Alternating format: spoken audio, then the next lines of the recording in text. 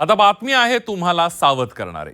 Pizza खात असाल तर ही बातमी तुमच्यासाठी अतिशय महत्त्वाची आहे, कारण पिझ्झा खाण्याने तुमच्या जीवाला धोका निर्माण होऊ शकतो।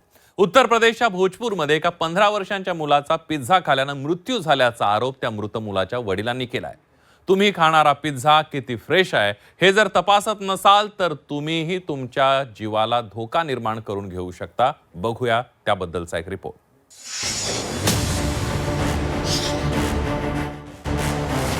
पिझ्झा खाताय, खबरदार।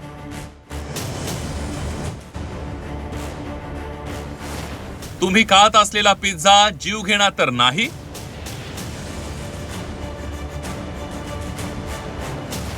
पिझ्झा खाल्ला, एकानं जीव गमावला।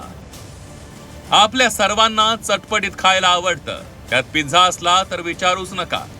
चीज pizza, onion pizza, corn pizza, paneer pizza, chicken pizza, पिझ्झाचे वेगवेगळे प्रकार आपण अगदी आवडीने खातो।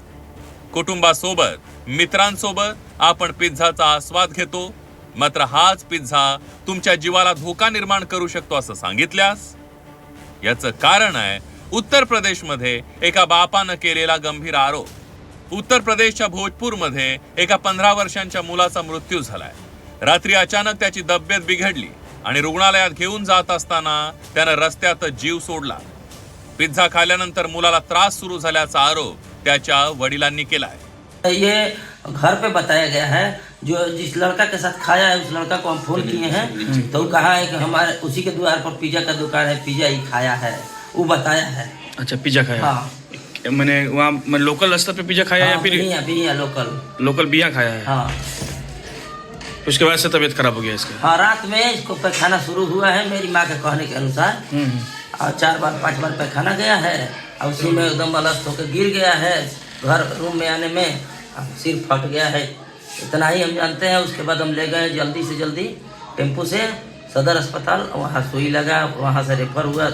या प्रकरणात पोलिसांनी बोलणं टाळलं असलं तरी पिझ्झा खाल्यानं मृत्यू होऊ शकतो का? तसंच सातत्यानं पिझ्झा खात असाल तर त्याचे शरीरावर कोणते परिणाम होऊ शकतात याची माहिती आम्ही डॉक्टरांकडून घेतली आहे।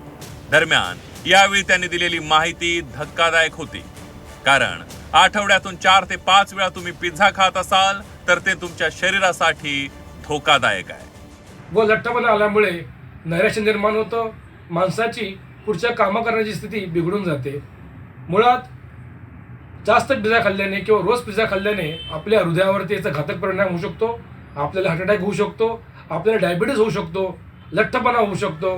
महिन्यातून 1 ते 2 वेळा पिझ्झा सारख्या जंक फूडचा आस्वाद घेणं ठीक आहे, मात्र तुम्ही दररोज पिझ्झा खात असाल तर ते तुमच्या शरीरासाठी चांगलं नाहीये। पिझ्झामध्ये कॅलरी जास्त असल्यानं जलद वजन वाढतं।